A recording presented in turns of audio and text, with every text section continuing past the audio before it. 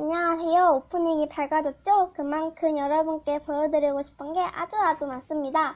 열심히 시청해주시고 벌써 삐뽀라디오 3편이에요. 그동안 열심히 시청해주셔서 감사합니다. 이번 삐뽀라디오도 익명님의 사연입니다. 이 사연은 제 다른 부캐에서 받은 사연입니다. 재밌게 시청해주시고 구독과 좋아요 잊지 마세요. 그럼 사연 주세요. 안녕하세요. 저는 이제 6학년이 청순한 소녀입니다. 저에게는 짝남이 있어요. 그 짝남은 5학년 때부터 알았던 사이였습니다. 그 짝남을 좋아했던 이유가 무엇이었냐면 유독 저희 반에서 애들한테 인기가 많았던 아이였습니다.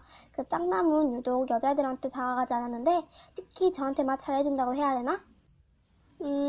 막 저한테만 물건 잘 빌려주고 체육 시간 때 저 대신 공도 막아주는 그런 아이였습니다. 정말 그 모습에 심쿵을 안 당할 수가 없겠죠.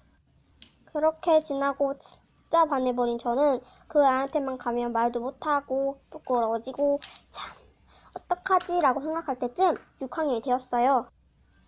몇 반이야? 라고 물어보고 6학년 반에 들어가서 의자에 앉았습니다. 그러고는 시간이 지나고 그 짝남이 저희 반에 온 거예요. 저는 놀랐는데 같은 반이었답니다. 그 짝남이 자리에 앉았는데 제 옆자리에 앉는 거예요. 저는 놀라고 부끄러워서 아무 말도 못했답니다. 그 남자아이가 저한테 안녕? 이라고 해서 저는 놀라서 허겁지겁 대답을 했습니다. 안녕? 이라고 해서 너무 창피했어요. 시간이 지나고 제가 학교에 필통을 안 들고 간 거예요. 그래서 그 남자애가 저한테 지우개랑 샤프랑 형광펜을 빌려줬답니다. 진짜 저 어떡하죠? 그 남자애가 저를 좋아하는 것 같긴 한데 고백해서 차이면 그 남자애랑 사이가 나빠질 것 같아서 못하겠어요. 진짜 어떡하면 좋죠? 고백해야 할까요? 제 사연 들어주셔서 감사합니다. 네, 익명님 사연 잘 들었습니다.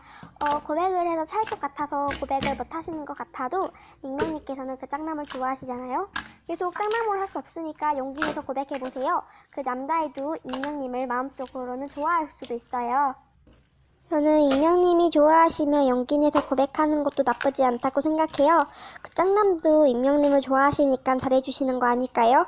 참 부럽네요. 짝남이라. 사연 보내주신 익명님 감사합니다. 시청해주셔서 감사합니다. 언제나 좋은 모습으로 찾아뵐게요. 태풍 조심하시고 요즘 날씨가 추워졌어요. 그러니까 따뜻하게 입고 다니세요. 시청해주셔서 감사합니다. 좋은 하루 되세요.